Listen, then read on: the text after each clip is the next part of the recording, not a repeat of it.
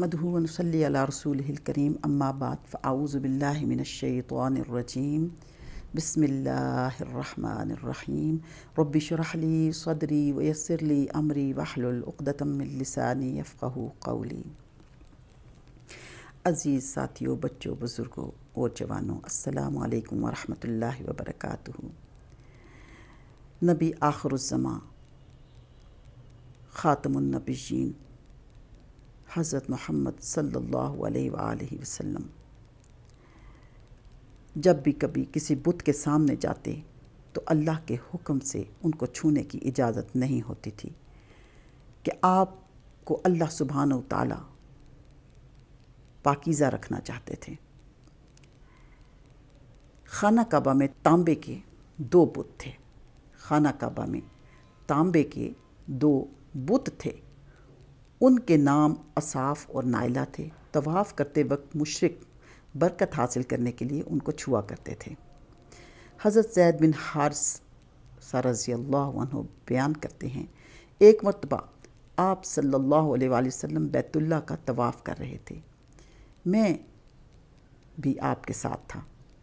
جب میں طواف کے دوران ان بتوں کے پاس سے گزرا تو میں نے بھی ان کو چھوا۔ نبی پاک صلی اللہ علیہ وسلم نے فوراً فرمایا، ان کو ہاتھ مت لگاؤ۔ اس کے بعد ہم طواف کرتے رہے۔ میں نے سوچا ایک بار پھر بتوں کو چھونے کی کوشش کروں گا تاکہ پتہ تو چلے ان کو چھونے سے کیا ہوتا ہے، اور آپ نے کس لیے مجھے روکا ہے۔ چنانچہ میں نے ان کو پھر چھو لیا۔ تب آپ نے سخت لہجے میں فرمایا، کیا میں نے تمہیں ان کو چھونے سے منع نہیں کیا تھا؟ اور میں قسم کھا کر کہتا ہوں کہ نبی پاک صلی اللہ علیہ وآلہ وسلم آپ صلی اللہ علیہ وآلہ وسلم نے کبھی بھی کسی بت کو نہیں چھوا، یہاں تک کہ اللہ تعالیٰ نے آپ کو نبوت عطا فرما دی اور آپ پر وحی نازل ہونے لگی۔ اللہم صلی علی محمد عبدک ورسولک وعلی المؤمنین والمؤمنات والمسلمین والمسلمات۔ اسی طرح اللہ تعالیٰ حرام چیزوں سے بھی آپ کی حفاظت فرماتے تھے۔ مشرک بتوں کے نام پر جانور قربان کرتے تھے، پھر یہ گوشت تقسیم کر دیا جاتا تھا یا پکا کر کھلا دیا جاتا تھا، لیکن آپ نے کبھی بھی ایسا گوشت نہ کھایا۔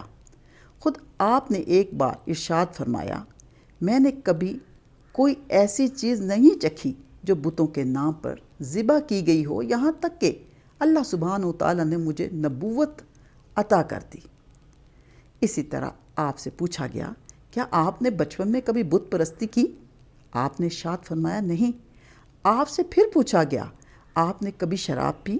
جواب میں ارشاد فرمایا، نہیں، حالانکہ اس وقت مجھے معلوم نہیں تھا کہ کتاب اللہ کیا ہے اور ایمان کی تفصیل کیا ہے۔ آپ صلی اللہ علیہ وآلہ وسلم کے علاوہ بھی اس زمانے میں کچھ لوگ تھے جو جانوروں کے نام ذبح کیا گیا گوشت نہیں کھایا کرتے تھے اور شراب کو ہاتھ نہیں لگاتے تھے۔ بچپن میں آپ نے بکریاں بھی چرائیں۔ آپ مکہ کے لوگوں کی بکریاں چرایا کرتے تھے۔ معاوضے کے طور پر آپ کو ایک سکہ دیا جاتا تھا۔ آپ فرماتے ہیں، اللہ سبحانہ و تعالیٰ نے جتنے نبی بھیجے ان سب نے بکریاں چرانے کا کام کیا۔ میں مکہ والوں کی بکریاں قراریت سکہ کے بدلے چرایا کرتا تھا۔ مکہ والوں کی بکریوں کے ساتھ آپ اپنے گھر والوں اور رشتہ داروں کی بکریاں بھی چرایا کرتے تھے۔ پیغمبروں نے بکریاں کیوں چرائیں؟ اس کی وضاحت یوں بیان کی جاتی ہے، اس کام میں اللہ سبحانہ و تعالیٰ کی زبردست حکمت ہے۔ بکری کمزور جانور ہے، لہٰذا جو شخص بکریاں چراتا ہے اس میں قدرتی طور پر نرمی، محبت اور انکساری کا جذبہ پیدا ہوتا ہے۔ ہر کام اور پیشے کی کچھ خصوصیات ہوتی ہیں۔ مثلاً قصاب کے دل میں سختی ہوتی ہے، لوہار جفا کش ہوتا ہے، مالی نازک طبع ہوتا ہے۔ اب جو شخص بکریاں چراتا رہا، جب وہ مخلوق کی تربیت کا کام شروع کرے گا تو اس کی طبیعت میں سے گرمی اور سختی نکل چکی ہوتی ہے۔ مخلوق کی تربیت کے لیے وہ بہت نرم مزاج ہو چکا ہوتا ہے اور تبلیغ کے کام میں نرم مزاجی کی بہت زیادہ ضرورت ہوتی ہے۔ عربوں میں ایک شخص بدر بن معاشر غفاری تھا، یہ عکاظ کے میلے میں بیٹھا کرتا تھا، لوگوں کے سامنے اپنی بہادری کے قصے سنایا کرتا تھا، اپنی بڑائیاں بیان کرتا تھا۔ ایک دن اس نے پیر پھیلا کر اور گردن اکڑا کر کہا، میں عربوں میں سے سب سے زیادہ عزت دار ہوں، اگر کوئی خیال کرتا ہے کہ وہ زیادہ عزت والا ہے تو تلوار کے زور پر یہ بات ثابت کر دکھائے۔ اس کے یہ بڑے بول سن کر ایک شخص کو غصہ آ گیا، وہ اچانک اس پر جھپٹا اور اس کے گھٹنے پر تلوار دے ماری، اس کا گھٹنا کٹ گیا۔ یہ بھی کہا جاتا ہے کہ گھٹنا صرف زخمی ہوا تھا۔ اس پر دونوں کے قبیلے آپس میں لڑ پڑے، ان میں جنگ شروع ہو گئی۔ اس لڑائی کو فجار کی پہلی لڑائی کہا جاتا ہے۔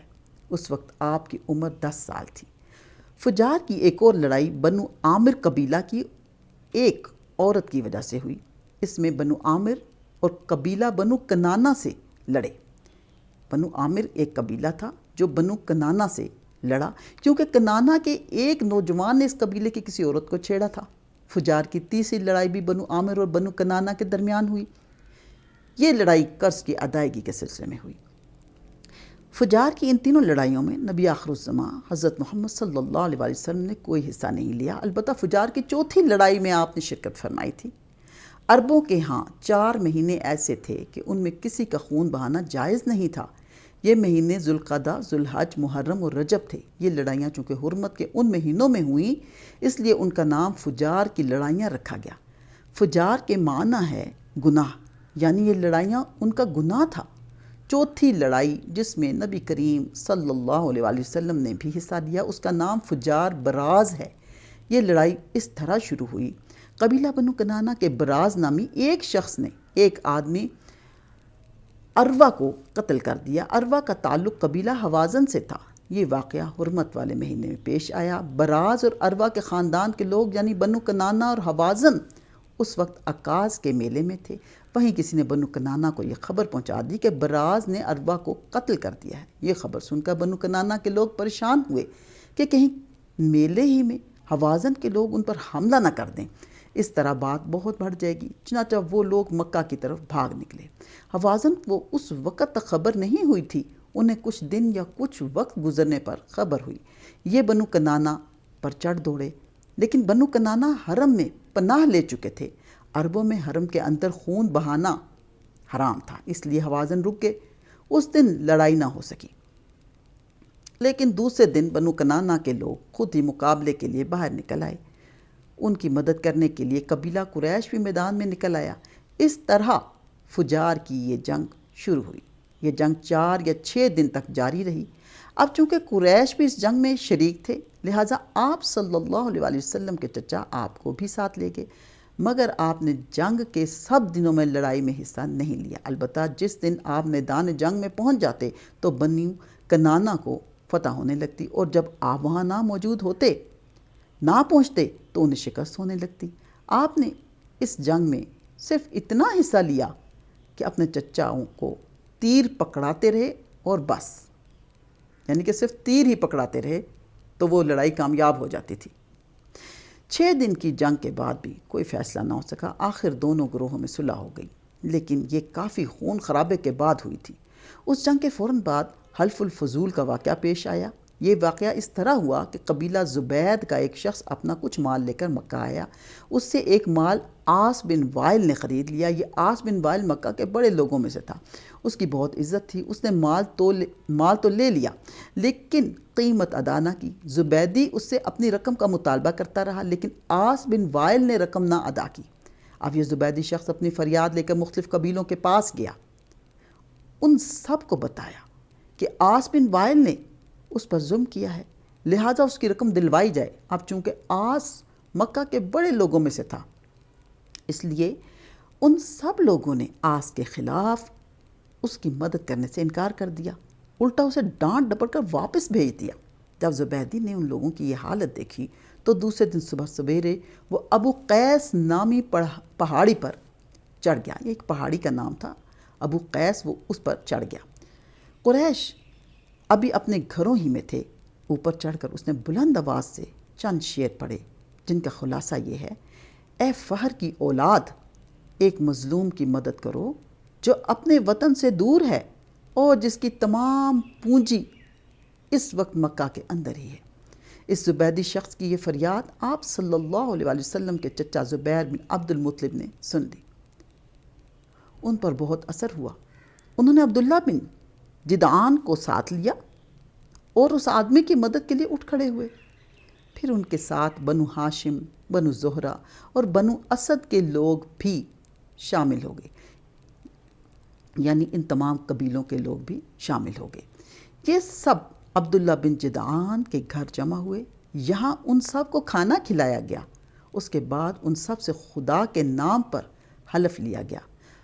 حلف کے الفاظ یہ تھے: ہم ہمیشہ مظلوم کا ساتھ دیتے رہیں گے اور اس کا حق اسے دلاتے رہیں گے۔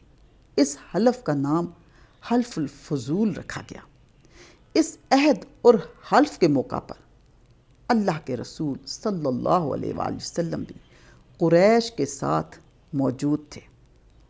اللہم صلی علی محمد وعلی آلہ وبارک وسلم۔ اس کے بعد جانیں گے اگلے سبق میں۔